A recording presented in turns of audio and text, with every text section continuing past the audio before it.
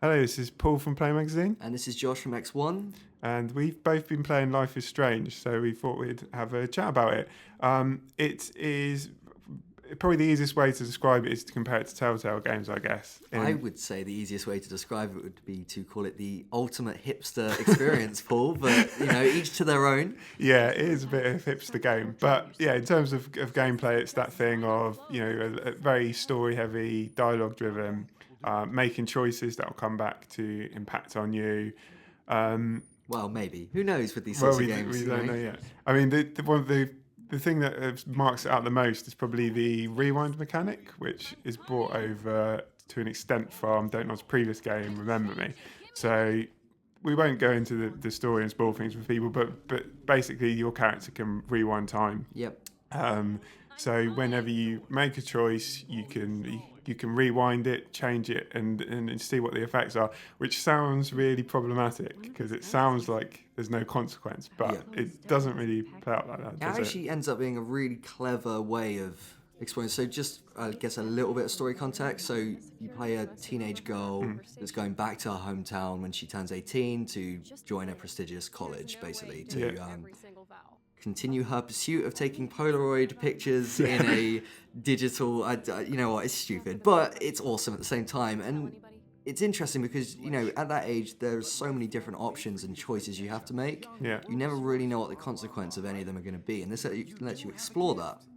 And you very quickly find out that no matter what you do in life, there are consequences because, Paul, life is strange. Whoa. See what they did there? Yeah. Oh, my God. But it's not like when you rewind and do different choices, you kind of just get to see a bit how that scene plays out, but you still don't know what the ultimate consequence... Yeah. Like, you can see there's going to be ramifications, but you're still not going to know until later episodes, and by that time it's too late. So it's not like you're just like, oh, I don't like that outcome, I'm going to change it. It's a bit more complicated than that. But it's very similar, isn't it, to, as you said, to Telltale's games. Yeah. And I think one thing that really stood out for me personally was how well produced and made it was. Because Telltale games are like just buggy, hellish nightmares to play, and you really have to suffer through them a lot of the time to actually enjoy the whole experience. I find anyway. And maybe a bit harsh, but I know what you mean. A bit harsh, but you know what? They are like, buggy. Yeah. They're very buggy, and Life is Strange is great. It's beautiful. The sound design's amazing. It's set sort of in a very post-grunge era of, this girl coming back from Seattle, and the music's fantastic. The art direction is beautiful. I absolutely love it. I know I've heard it compared to an indie film various times, and it's definitely got that feel about it. Like, and it does feel well directed, and like you say, there's just all the design.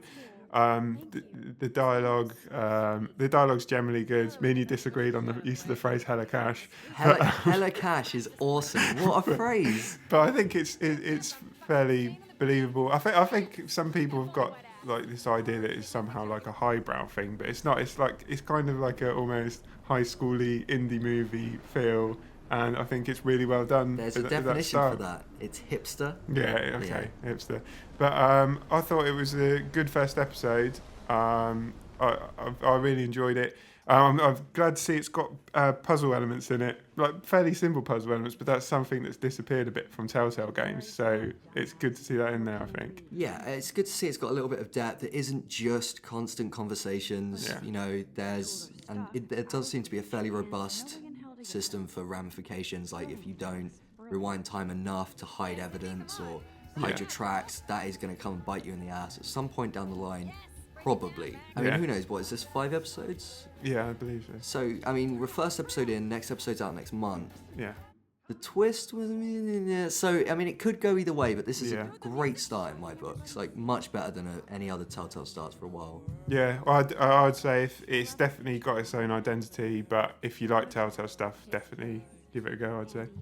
Totally fabulous as usual.